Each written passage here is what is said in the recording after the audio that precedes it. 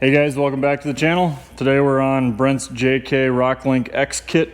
We're going to be focusing on our front and rear axle prep today. So front and rears are getting trusses. The Rocklink X for the front axle doesn't require a full truss. It does require, oh yeah, right in front of me, beefier passenger side upper control arm bracket. So if you weren't trussing your axle and you're just doing the Rocklink X, you cut off that factory one, weld on your new beefier one. We're gonna go a step further and we're gonna do a full truss, which means we have to do a little bit of trimming of the truss to fit it, but everything else is pretty straightforward. So we got a few things cut off and prepped on our disassembly of Brent's JK. If we have some time today in that video, we're also gonna show the TJ tank relocation, which is a requirement. Tank relocation is a requirement for the Rocklink X, which once we start hanging control arms and putting in all of our cross members and stuff, you'll know why. But yeah, we're cut. Now we got to clean up and start test fitting and welding.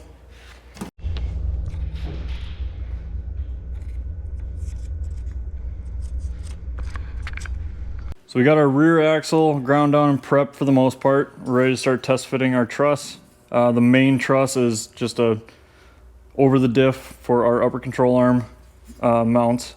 So everything's tabbed and slotted.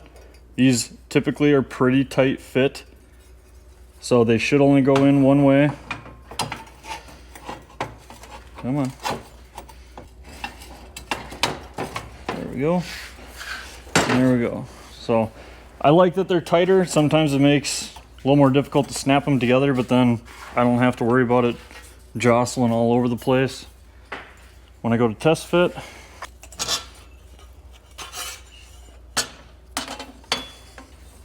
So make sure that we got all of our spots clean. I like to tack them together, the truss itself on the axle, and then I take it off and fully weld the top portion and then put it back on. You can fully weld it on here if you want to. We got to check our instructions to see if they have a, do we just zero this to the diff face? That I'm not 100% on, so we'll check the instructions on that. If you want to build some more angle into it, you can do that now. You can set a higher pinion angle if you know you're running a wicked tall pinion angle and you don't want your arms super crazy. You can tip it whichever way you need to slightly. And then we've got our shock mounts, our lower control arm mounts, and our new upper control arm tabs that need to go on. And then we can keep moving forward. So we're going to backtrack a little bit.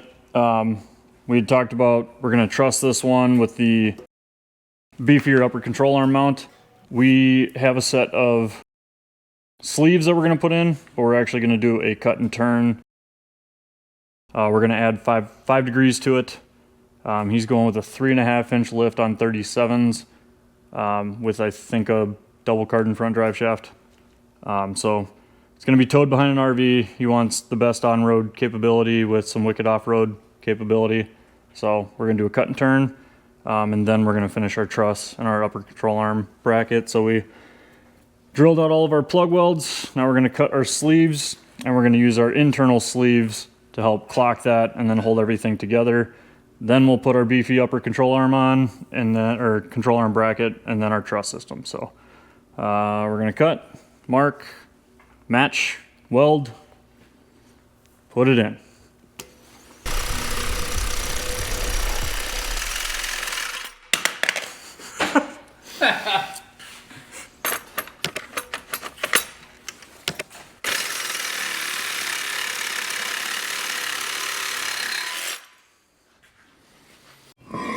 So we beveled the edge.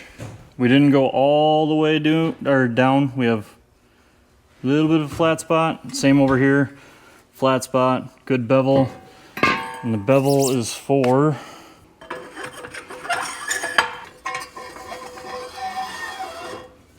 our spacer.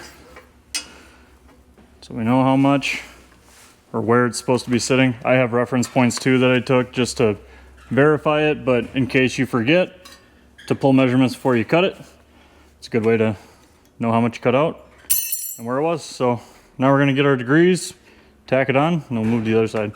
Again, this is getting a truss, which is why big out in the middle, it's all gonna get covered. It'll be fine. Go ahead and tack it, camera guy.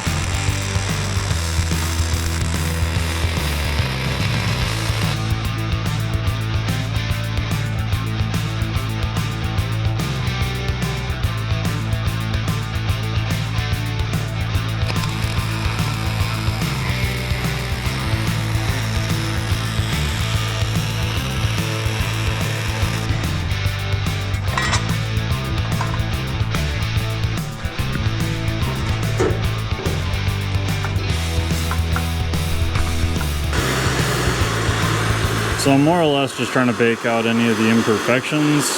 I mean, preheating the cast helps. What I'm trying to avoid is off-gassing. If there's a bunch of impurity in the metal, then you know the welding gas doesn't do as good as it should be, and hope she doesn't crack. So our front truss is done. We did our front axle, I should say, is ready to hang. We'll probably prime it and paint it on the ground here before we hang it, but we got our upper C brackets on. We're not going to run a lower. The kit does come with a lower if you choose to run it. We don't want to lose the ground clearance, and this has now been cut and turned, so it's got sleeves on the inside, it's trussed on the outside. If he bends the C, he's got other problems going on, but so this has a cut and turn. I think we originally talked we were going to do 5 degrees. We ended up with 6. So our whole wheel ends, our coil spring mounts, everything is clocked 6 degrees. So our diff stayed put, and our truss is molded to the diff, but it still works with that cut and turn. We had room to get a good bead all the way around it on both sides. On this section of the truss, the factory UCA gets cut off for the Rocklink X, so this is a beefier one. You do have to trim the truss to fit that UCA, and our track bar mount still needs its U-bolt. We may end up just solid welding that on later, TBD, but this one's ready to hang. We got to get our new apex ball joints in it, our new wheel bearings. Brent's gonna gear these to 513s and run 37s. He's got RCVs going in the front axle. He's got Revolution chromolyes going in the rear. And he just picked up the JK Big Brick Kit. So when you got to replace parts, might as well upgrade them. So we're going to move over to the rear axle quick. Rear axle, pretty basic for a 4-link with all of our kits across the board. You know, it's standard box truss, new upper control arms for the dual triangulated 4-link, new lower control arms, and new shock mounts. So with this kit, we retained the bump stop pad and the coil spring location. In the instructions, they give you all the measurements, all the degree finds that you need. It's all based off of zeroing out on the diff cover surface and then going from there. So pretty simple. Clean off the whole axle, follow instructions, weld everything together. We have the lowers just tacked for now because we are questioning a couple things, but per instruction, that's where they're supposed to sit. And if they're correct, we'll burn them in and paint this axle, but we're ready to hang the rear as well. So axle prep's done. We're gonna move on to our bracketry for our Rocklink X, but rear, very similar to any kind of 4-link. Front, we did a cut and turn, a lot of beef. These axles still need to be geared, put the new bearings, seals, all that fun stuff into them. So for now, these are gonna go in to make the vehicle mobile. And then Brent's gonna gear them and do all the goodies. So we probably won't see that in the video. But yeah, we're ready to move on to fun stuff. Hanging the axle. We're ready to hang the fuel tank for the most part. We gotta do a little bit of trimming here and there, but yeah, thanks for hanging out. Stay tuned to see this thing in the next video, actually getting to hang these axles and getting those the full belly skids, the full armor underneath with that Rocklink X, and watch this thing flex out on the ramp. So thanks for hanging out, guys.